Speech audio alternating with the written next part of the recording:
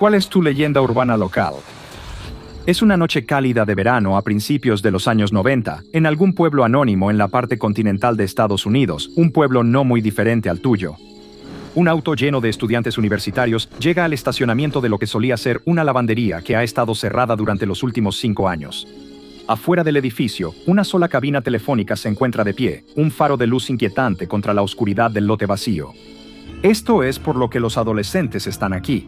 No para hacer tonterías y beber cerveza en la lavandería abandonada como podrías esperar. Están aquí por la cabina telefónica. Visitar la cabina es un rito de iniciación para los chicos del lugar.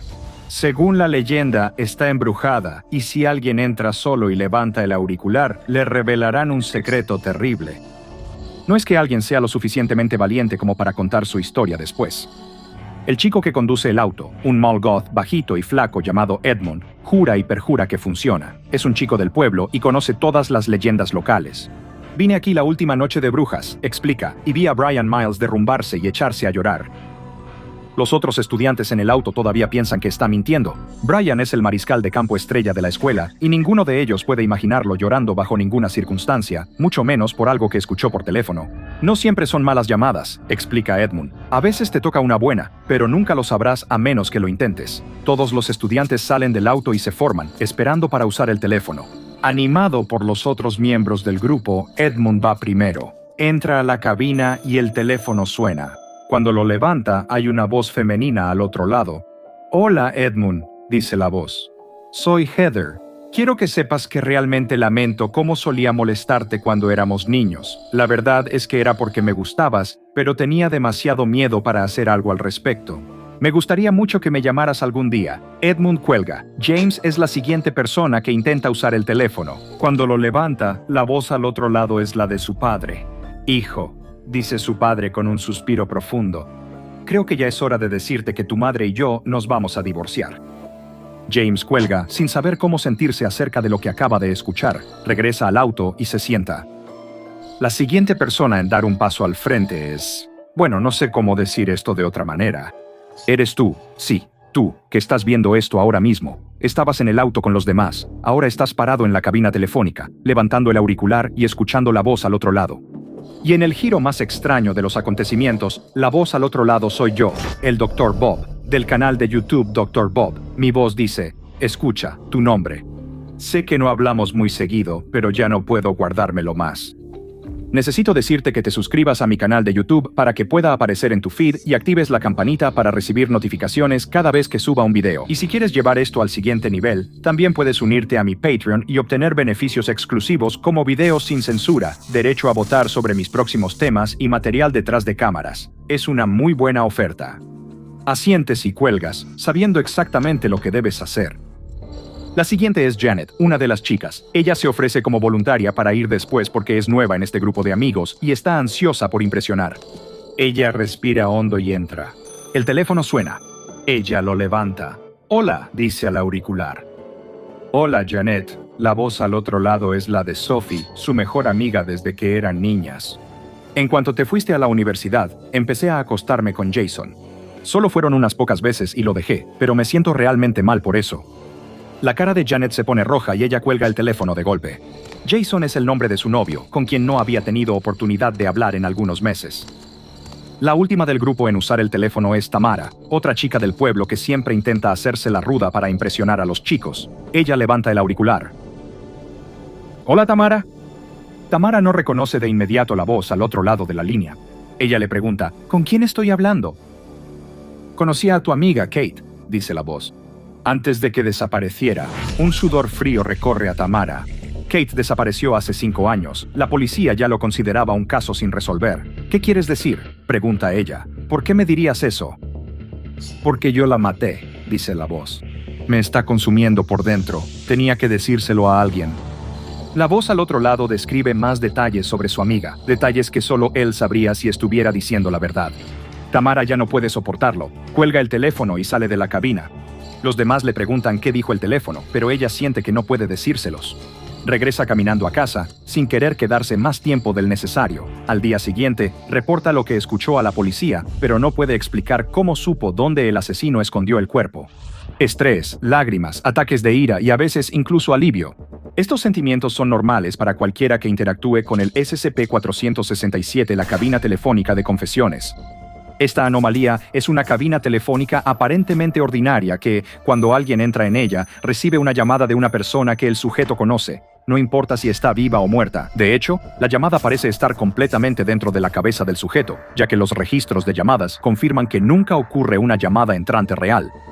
Durante la llamada, la persona al otro lado de la línea revelará secretos, cosas que el sujeto que recibe la llamada no tendría ninguna manera posible de saber. Estos secretos varían en naturaleza, desde inocuos hasta incendiarios y, en muchos casos, francamente siniestros.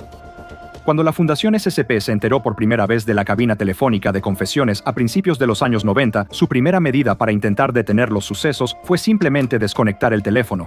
Esto funcionó bastante bien por un tiempo, pero luego, a medida que avanzaba el nuevo milenio y los teléfonos celulares personales se volvieron cada vez más comunes, comenzaron a circular nuevamente los reportes sobre el teléfono embrujado.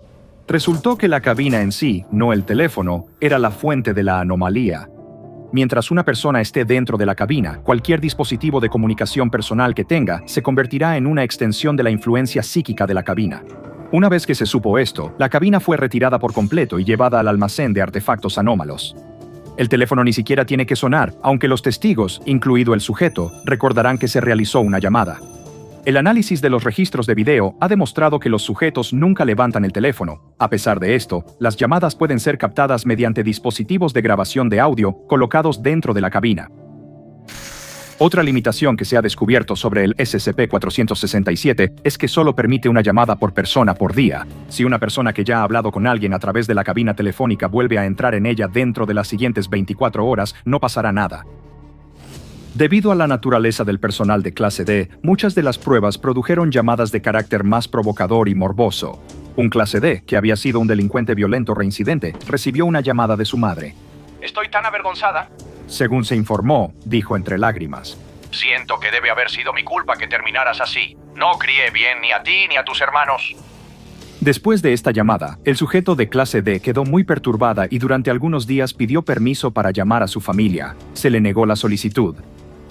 En el extremo completamente opuesto, otro clase D que había estado en el corredor de la muerte por un asesinato brutal que cometió hace muchos años, recibió una llamada de la familia de una de sus víctimas. El padre de la chica fue quien habló la mayor parte del tiempo. Le dijo al clase D que aunque nunca olvidarían lo que pasó, sentía que algún día serían capaces de perdonar. Fue algo extraño de oír, y la clase D estuvo notablemente incómoda el resto del día. Otro clase D, que había sido condenado por agresión, recibió una llamada directa de una de sus víctimas. Ella seguía viva y había sanado mucho desde que él la atacó. Ella le dijo que se había mudado a una nueva ciudad y que había iniciado un grupo para que las mujeres aprendieran defensa personal. Aunque el clase D no sabía cómo sentirse respecto a esa llamada en ese momento, se notó que su ánimo mejoró en los días siguientes. No todas las llamadas fueron tan intensas. Un clase D recibió una llamada de un investigador que estaba presente en la habitación en ese momento, aunque, por supuesto, nunca se vio a este investigador siquiera levantar el teléfono. Durante la llamada, el investigador le dijo al clase D que tenía un corte de cabello feo. El clase D salió de la cabina y confrontó al investigador al respecto. El investigador admitió que, sí, pensaba que el corte de cabello del clase D era, cito, bastante tonto.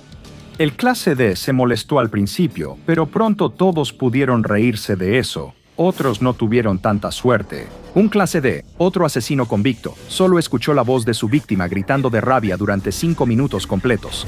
Otro clase D escuchó algo que lo alteró tanto que entró en una furia violenta, interrumpida por ataques de llanto histérico. No sabemos qué fue lo que escuchó. Fue imposible consolarlo y tuvo que ser eliminado después de que atacó al investigador que realizaba la prueba. Otro clase D en realidad recibió una llamada de sí mismo cuando probó la cabina. Este clase D, que había estado involucrado en una organización terrorista de extrema derecha y estaba en el corredor de la muerte por el asesinato de un político en su ciudad natal, escuchó su propia voz en la llamada, describiendo deseos homosexuales reprimidos. Si hubiera sido más honesto conmigo mismo, dijo la voz, tal vez no habría terminado aquí en primer lugar. Esto no le cayó nada bien a ese clase D en particular, e inmediatamente intentó destruir la cabina. Su ejecución a manos del personal ocurrió poco después. En otro caso, en el que la cabina le habló a una persona con su propia voz, para una prueba, los investigadores usaron a un sujeto que había sido utilizado para pruebas con amnésticos para ver qué sucedía. el sujeto recibió una llamada con su propia voz, describiendo detalles que el sujeto había olvidado debido a los amnésticos. El sujeto estaba confundido, y los investigadores se preguntaron brevemente si esta experiencia haría que el sujeto recuperara recuerdos perdidos a largo plazo. No fue así. El Dr. Wrights, el investigador principal del SCP-467, también ha probado personalmente la cabina varias veces. No se sabe cuál fue la naturaleza de las llamadas en ninguna de las ocasiones. La primera vez, el equipo de grabación estaba desconectado, y él no ha querido revelar la naturaleza de la llamada a nadie más. Sea cual sea el tema de la conversación, sin embargo, los otros investigadores notaron que el Dr. Wrights se deprimió mucho y expresó dudas sobre su trabajo en la fundación que nunca había manifestado antes. Sin embargo, después de unos días, parecía haberse recuperado. La segunda prueba realizada por el Dr. Wrights fue mucho más preocupante. Las grabaciones captaron la voz de un niño pequeño al otro lado. Aparentemente, tan pronto como el Dr. Wrights reconoció la voz, apagó todo el equipo de grabación y exigió que el registro de la prueba fuera eliminado por completo del expediente. El Dr. Iceberg, otro investigador senior del equipo, tuvo una experiencia similar, aunque menos angustiante, cuando probó la cabina. Al igual que con el Dr. Wrights, el tema de su conversación no quedó registrado. Solo podemos suponer que fue algo malo, porque 2 días después, tuvo un altercado físico con otro investigador del sitio 17 y recibió una reprimenda severa. Algunas investigaciones han sugerido que la cabina incluso funciona con inteligencias no humanas. Hasta ahora, la única otra anomalía que se ha probado con la cabina ha sido el SCP-1599, el robot espía averiado. El SCP-1599 recibió una llamada de su creador, quien afirmó que había perdido su señal y no podía recuperarla.